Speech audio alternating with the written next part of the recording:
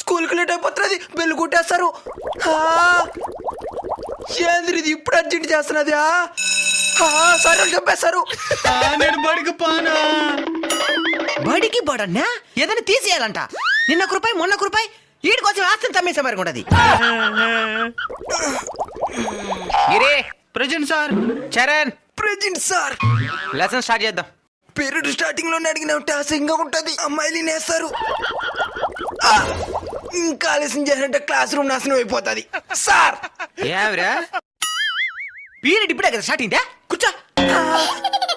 పిల్లలు ఇప్పుడు మనం చెప్పుకోబోయే పాఠం ఏంటంటే పరుగో పరుగు. ఇంకా మాల్దు సార్.